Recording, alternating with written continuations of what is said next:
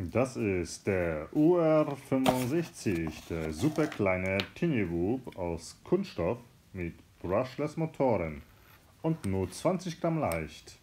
Hier die Basis Edition mit einem Akku und ein S-Ladegerät. Und der fliegt schön über 3,5 Minuten und das ist der beste Indoor Tinywhoop. Klein und leicht.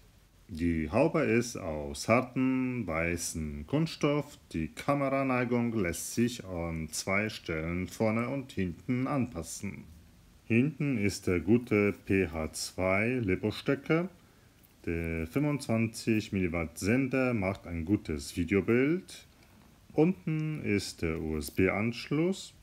Der Akku ist ein 250 mAh HV-Akku mit 3,8 Volt.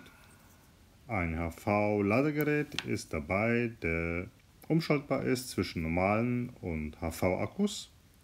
Der Akku passt perfekt unten in den Kunststoffschlitten. Wie beim Snapper 6 hat der UR65 einen F3-Flugcontroller mit hellen LEDs. Die Frequenz des Videosenders der FPV-Kamera wird hinten per Knopfdruck eingestellt. Vorne ist der Bindungsknopf vom Empfänger. Das F3-Board gibt es mit FrSky oder FlySky Empfänger. Hier sieht man die FPV-Kamera mit dem Videosender. Das ist hier der FlySky Empfänger. Zum Binden muss bei FlySky Empfänger der Knopf gedrückt gehalten werden, danach die Batterie eingesteckt.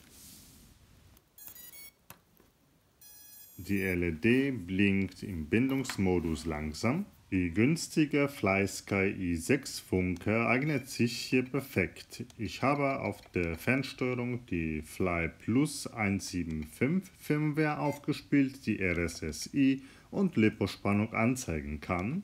iBus als Protokoll ist eingestellt, auch mit Fail-Safe.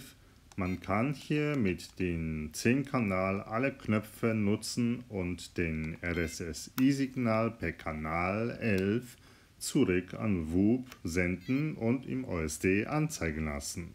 Nach dem Binden sieht man schon den RSSI-Signal und die Spannung im Display. Auf dem Dreifachschalter liegen die Flugmodis.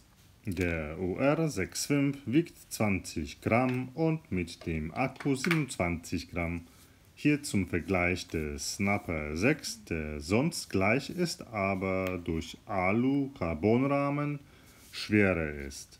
Außerdem hat der Snapper 6 Motoren mit mehr Drehzahl und so verbraucht er mehr Strom. Somit fliegt der Snapper 6 mindestens eine Minute kürzer. Der Rahmen vom Snapper 6 ist robuster, aber zu schwer und nicht elastisch genug. Besser ist weniger Gewicht und ein elastischer Rahmen, der besser kleine Stürze abfängt. Natürlich geht der Kunststoffrahmen schneller kaputt. Bei dem Tinywhoop ist aber die Flugzeit entscheidend.